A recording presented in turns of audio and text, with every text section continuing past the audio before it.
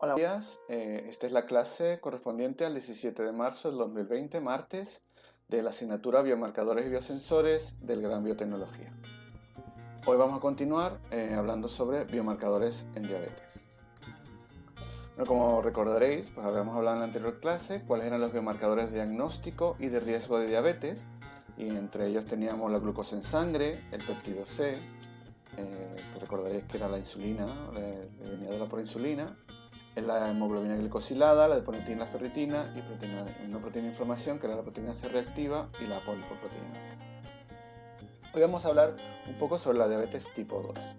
La diabetes tipo 2, como comentamos también en la clase anterior, se debe a una resistencia a la insulina que resulta de los tejidos que han sido expuestos a altas cantidades y exposición a altas cantidades de insulina.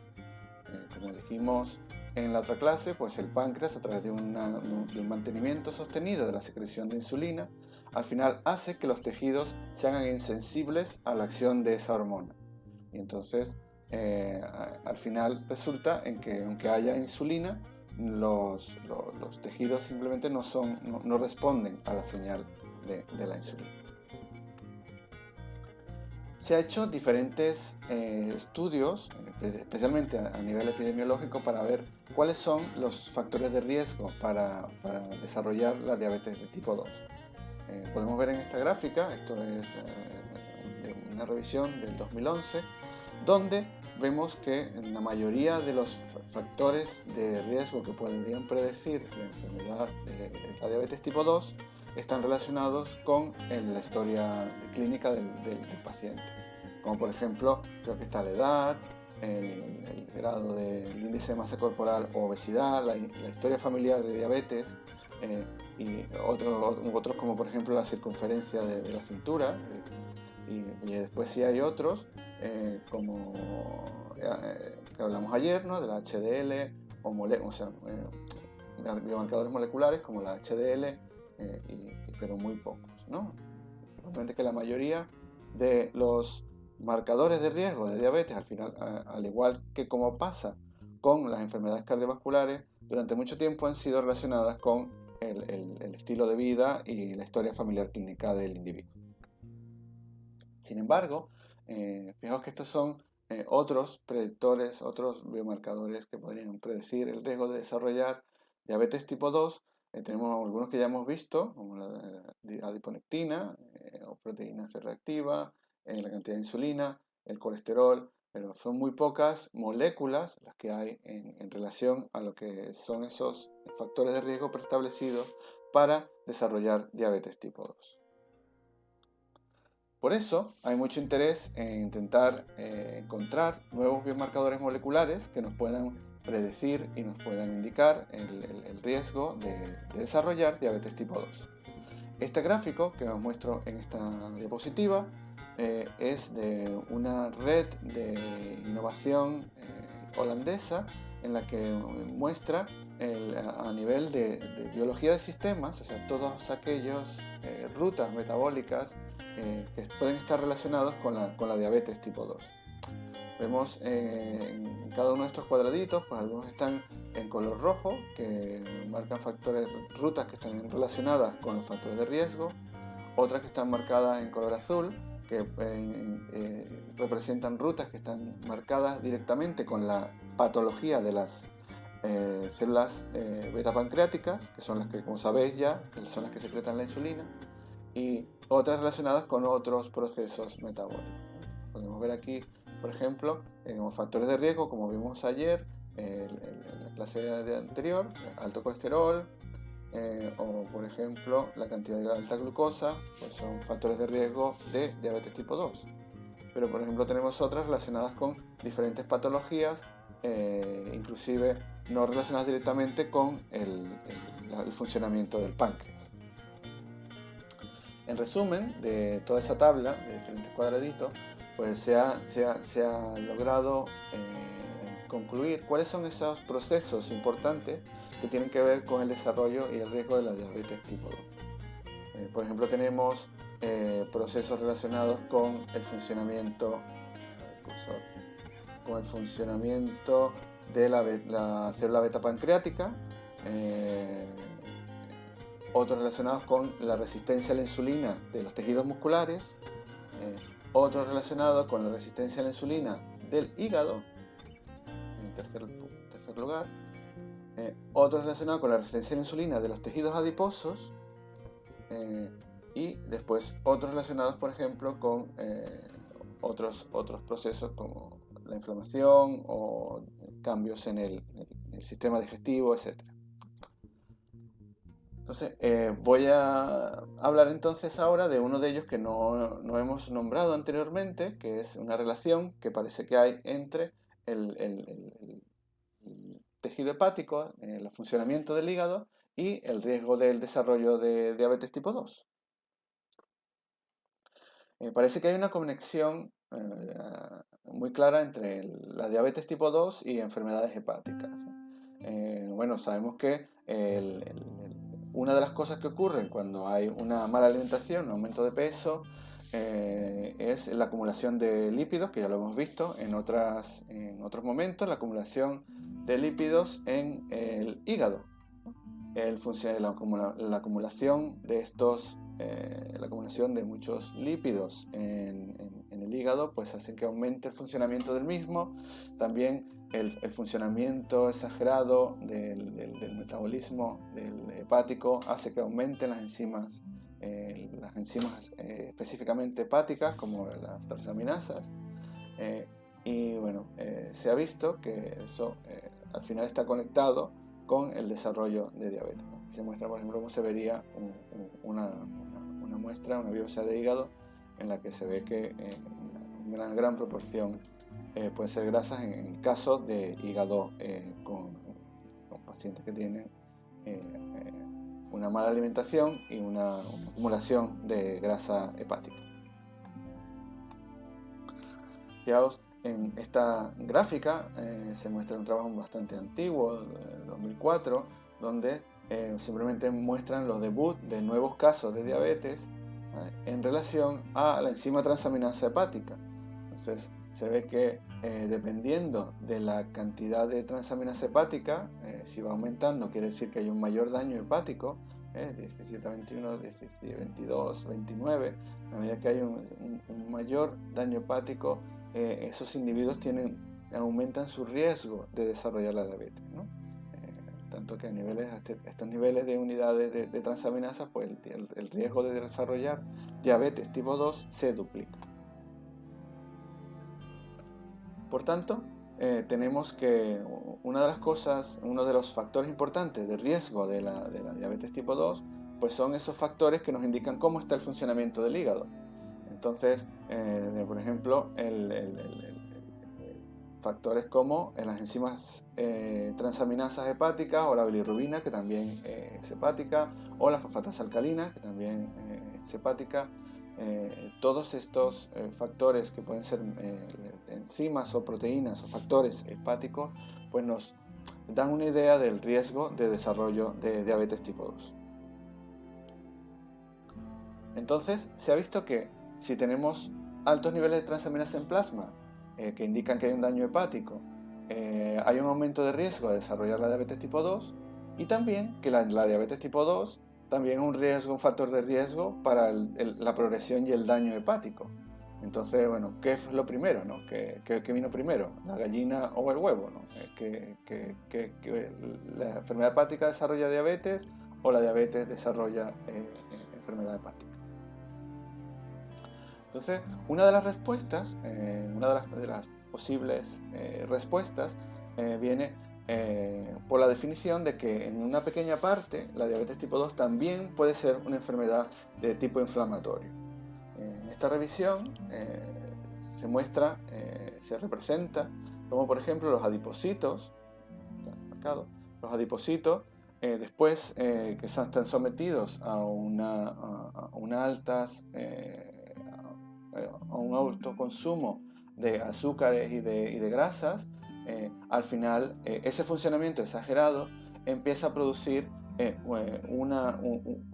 un poco de daño, y ese daño pues se refleja en un aumento de la inflamación del órgano. Entonces, tanto los hepatocitos como otros tejidos, otras células, como por ejemplo los macrófagos a nivel del tejido adiposo, van a empezar a secretar citoquinas proinflamatorias, como por ejemplo la interleuquina 1, el TNF, que son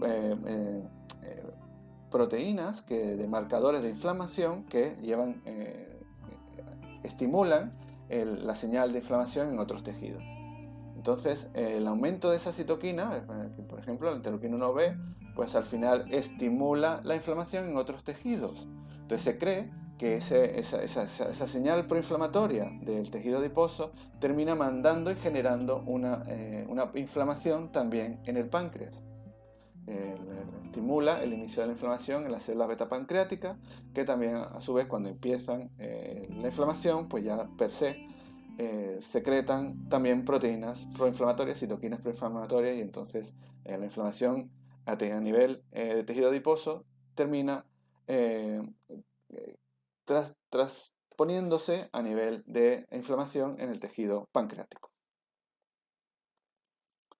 Entonces, bueno, había dos modelos, ¿no?, que intentaban relacionar la inflamación en la diabetes tipo 2. Entonces tenemos, por un lado, que la obesidad podía causar, como vimos en la diapositiva anterior, inflamación, que al final terminaba siendo también inflamación en el páncreas, y de ahí venía la diabetes tipo 2, o que no solo esa inflamación era ocasionada por la resistencia en los tejidos a la insulina. Los tejidos que se van haciendo insensibles a la insulina van produciendo un aumento de la inflamación, y eso genera la diabetes tipo 2, y esa diabetes tipo 2 también genera inflamación. Entonces, bueno, al principio se creía que era una vía directa, la obesidad generaba inflamación, y ahora parece que tanto la resistencia a la insulina de los tejidos como el mismo efecto pancreático de disminución de las células beta pancreáticas también contribuye a el aumento de las rutas de inflamación, que son las que terminan causando la parte del daño de diabetes tipo 2 en la enfermedad. Por tanto, biomarcadores de inflamación que marquen inflamación pues nos pueden servir para determinar como biomarcadores, para determinar el grado de posibilidad de riesgo de desarrollar diabetes tipo 2. Entonces aquí tenemos proteínas de inflamación como la proteína C reactiva, que ya sabemos, se secreta en el hígado, pero es una proteína inflamatoria, como citoquinas proinflamatorias, el nivel de leucocitos, como viste, los macrófagos también están involucrados en la secreción de esas citoquinas proinflamatorias, o también proteínas relacionadas con la inflamación. Con la inflamación vascular, como la UVEC. Entonces, bueno, aquí vimos ya cómo había una relación entre enfermedad hepática y diabetes tipo 2. También se ha visto que hay una relación, y eso ya lo intuimos de las clases anteriores, cuando vimos enfermedades cardiovasculares, que hay un enlace entre las enfermedades cardiovasculares y el desarrollo de diabetes. Fijaos aquí, hablo un poco del link entre los dos, ¿no?, entre las enfermedades metabólicas como la diabetes tipo 2 y la enfermedad cardiovascular. Del 90% de individuos que tienen diabetes tipo 2 terminan en complicaciones vasculares, tanto microvasculares como vasculares, como vamos a ver posteriormente, veo que al menos el 65% de las personas con diabetes tipo 2 mueren por enfermedad coronaria o infarto. Entonces está claro que por lo menos epidemiológicamente sí hay una conexión entre diabetes tipo 2 y enfermedad cardiovascular. Cuando vimos enfermedad cardiovascular, si recordaréis, vimos que uno de los factores de riesgo para desarrollar enfermedad cardiovascular era el tener diabetes tipo 2. Entonces, se han hecho diferentes estudios en los que se intenta combinar, y eso también lo vimos en la parte de enfermedades cardiovasculares, se intenta combinar el estudio de la búsqueda de biomarcadores en combinación enfermedad cardiovascular y diabetes. Entonces, bueno, este simplemente muestra uno de esos estudios de 2012, donde se medía la presión sanguínea y el índice de masa corporal. Bueno, lo que se buscaba era hacer un análisis combinado de enfermedad cardiovascular y diabetes. Entonces definieron que habían diferentes grupos de riesgo para el desarrollo de diabetes tipo 2, había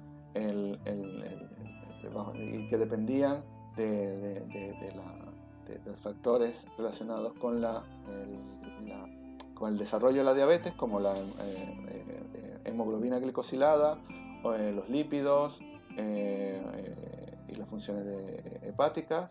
O sea, hay individuos de bajo riesgo, individuos de alto riesgo de desarrollar diabetes tipo 2, a los cuales se podía darles pautas de cambios de comportamiento y de dieta para que pudieran no desarrollar la diabetes tipo 2, y individuos que directamente ya tenían prácticamente el diagnóstico de diabetes,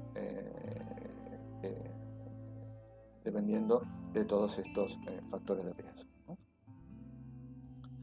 Entonces, bueno, hemos visto entonces que, bueno, dependiendo de las diferentes vías que pueden estar metabólicas, que pueden estar modificadas, y de allí podemos sacar moléculas marcadoras que nos puedan indicar el riesgo de diabetes, el desarrollo de diabetes. Entonces, por ejemplo, pues rutas relacionadas con la inflamación, que lo vimos antes, ¿no? O pueden ser rutas metabólicas relacionadas con el daño a los tejidos, rutas metabólicas per se, como la insulina y la glucosa, ¿no?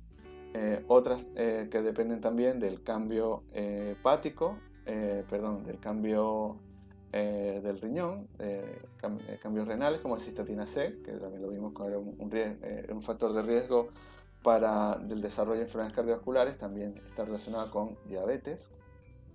Y otras como lipoproteínas, cambios endoteliales, nutricionales, etc., inclusive de oxidación, podrían ser fuente de nuevos biomarcadores moleculares que nos puedan servir para determinar el riesgo de desarrollar diabetes tipo 2.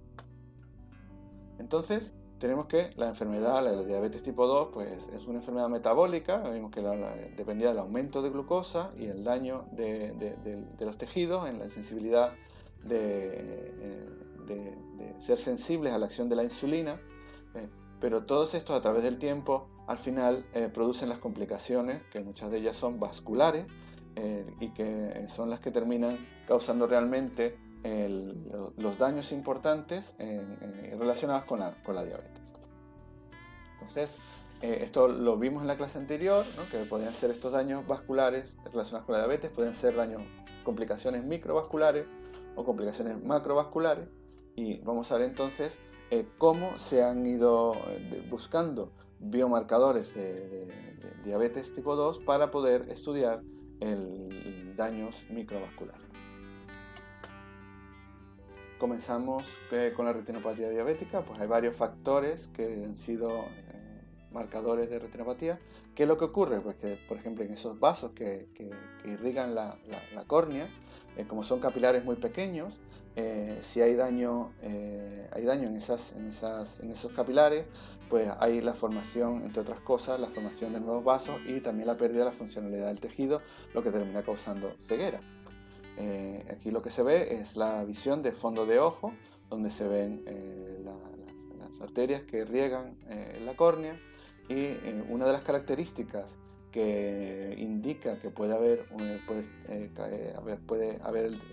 el inicio y el desarrollo de retinopatía diabética es la presencia de arterias que están formadas de manera tortuosa, es decir, que en lugar de ser una arteria que se va dividiendo en dos, pues tiene una arteria en la cual su estructura da giros, diferentes giros a nivel de su geometría, ¿no?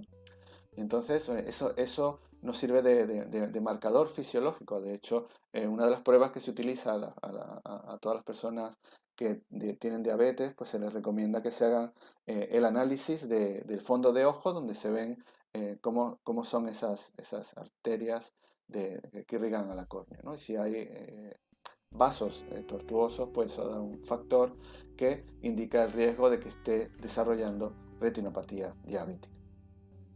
También hay otros biomarcadores moleculares, como la plasmina, el complejo plasmina-antiplasmina, el fibrinógeno, que ya lo conocemos, y la ApoA1, que es una lipoproteína. Como ya conocemos el fibrinógeno y la ApoA1, pues vamos a ver qué tipo de biomarcador es el complejo plasmina-antiplasmina. El complejo plasmina-antiplasmina, que son proteínas que están en el plasma y que regulan la fibrinolisis. Por ejemplo, si aquí tenemos, bueno, ya lo comentamos anteriormente, ¿no? Se ha formado un coágulo. Ese coágulo está formado, entre otras cosas, por plaquetas retenidas por una red de fibrina, y el complejo plasmina-antiplasmina tiene que ver con deshacer esa red de fibrina cuando ya el coágulo no es necesario. Se forma el coágulo, después tienen que haber procesos de fibrinolisis donde se ha parado la hemorragia, ya no es necesario que haya más coágulos, que haya más trombosis, entonces hay proteasas que se encargan de degradar esa red de fibrina del coágulo para que el coágulo se pueda deshacer porque ya no es necesario. Una de esas proteínas es la plasmina, que se encarga de deshacer esas redes de fibrina, pero que normalmente está unida a un inhibidor para que no haya fibrinolisis. Está unida a su inhibidor de plasmina y por eso se llama complejo plasmina-antiplasmina. Entonces, fijaos que la cantidad de complejo pues, puede indicar pues, cuánto hay de fibrinolisis, que es necesaria también, porque normalmente se van formando esos coágulos, pero tienen que deshacerse para la hemostasis, que es ese control de la fluidez y la formación de coágulos en la sangre. Otra de las complicaciones que ocurren en diabetes tipo 2 es la neuropatía diabética, en la que son los nervios los que están afectados por falta de riego, y ocurre normalmente al final de las extremidades inferiores, en los pies, por ejemplo, donde hay vasos capilares pequeñitos que están irrigando a los nervios de esa zona. Tenemos, por ejemplo, el tejido normal, que tiene sus capilares y sus terminaciones nerviosas, pero si hay pérdida de esa irrigación, al final terminan muriendo esas terminaciones nerviosas, perdiéndose esa sensibilidad en esa zona, y entonces cualquier herida, cualquier cambio, golpe, cualquier herida, cualquier golpe, pues puede generar, como no es atendido, porque no hay sensación de dolor, no hay sensación, y al ser desatendida, al final termina desarrollándose unas heridas cada vez mayores y después inclusive en pérdida del tejido, en necrosis del tejido. Entonces, una de las cosas que se recomienda mucho en individuos que tienen diabetes tipo 2 es que tengan mucho cuidado con heridas en los pies, que vayan al podólogo, que se tengan un cuidado excesivo, bastante aumentado en relación a otras personas, porque si hay algún pequeño daño que puede empezar a generar muerte de tejido, y que sea detectado lo antes posible, que pueda paliarse antes de que vaya más. Entonces, bueno, fijaos que lo grave que puede ser que la neuropatía diabética pues es una de las causas de la amputación de extremidades inferiores en personas con diabetes tipo 2 avanzada de años.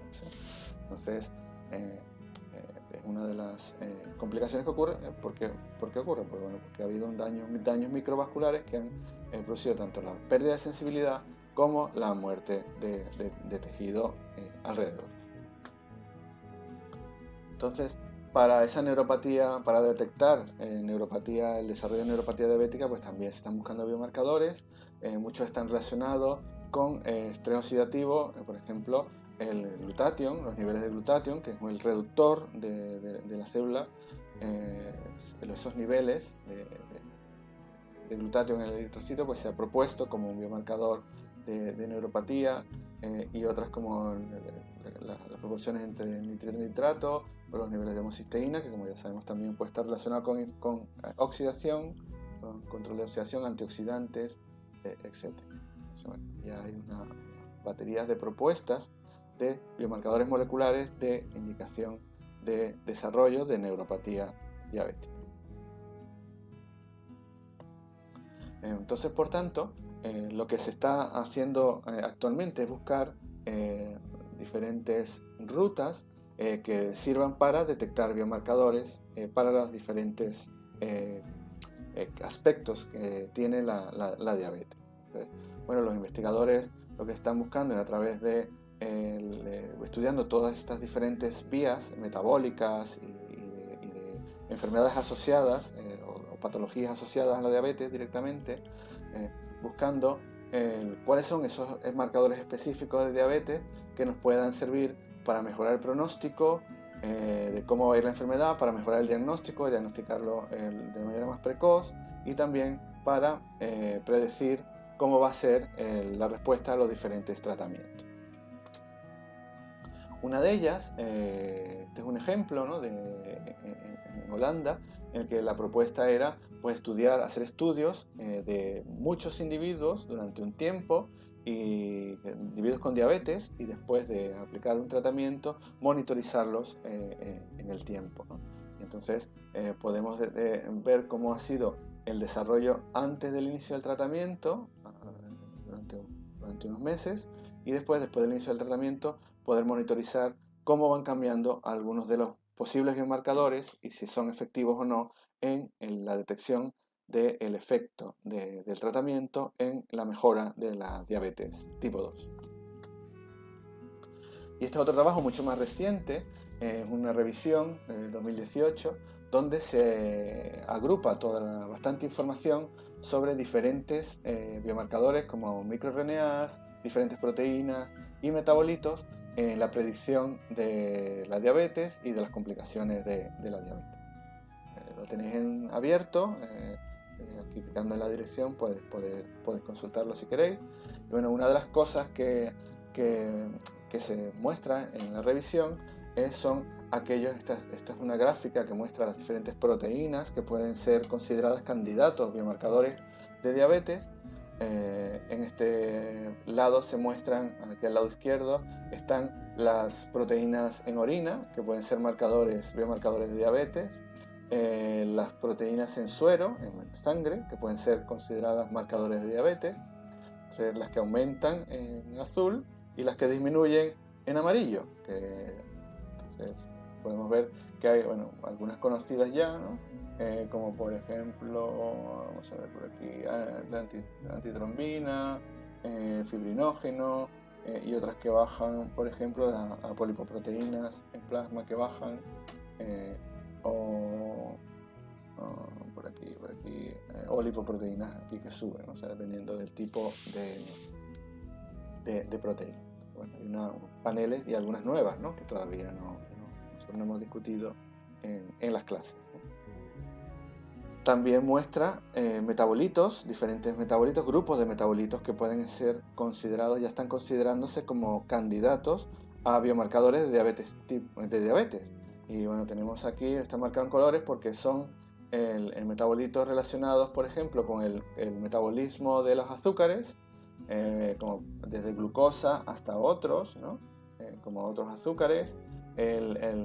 Marcadores aquí en amarillo relacionados con el metabolismo de los aminoácidos, que parece que también puede estar conectado con la diabetes, como está también relacionado con el funcionamiento del hígado y del riñón, pues también el metabolismo de las proteínas, de los aminoácidos y algunos metabolitos, pues se han visto que pueden ser candidatos de biomarcadores de diabetes. Asimismo, también hay aquí, agrupados en azul, pues aquellos metabolitos lipídicos que también están siendo considerados como posibles biomarcadores para diabetes. Entonces, bueno, esto lo que hará es que toda esta información se irá poco a poco filtrando y mejorando, y candidatos que han surgido a través de estudios más pequeños, pues al final, si son mejores biomarcadores que lo que ya hay, se irán implementando y se irán poniendo en la actividad clínica, serán tomados como nuevos biomarcadores en la clínica. Bueno, y con eso termina la segunda clase de diabetes. Terminamos entonces con estas dos clases, el bloque de diabetes, y a partir de la siguiente clase veremos enfermedades inflamatorias y marcadores en infecciones y inflamación. Hasta luego.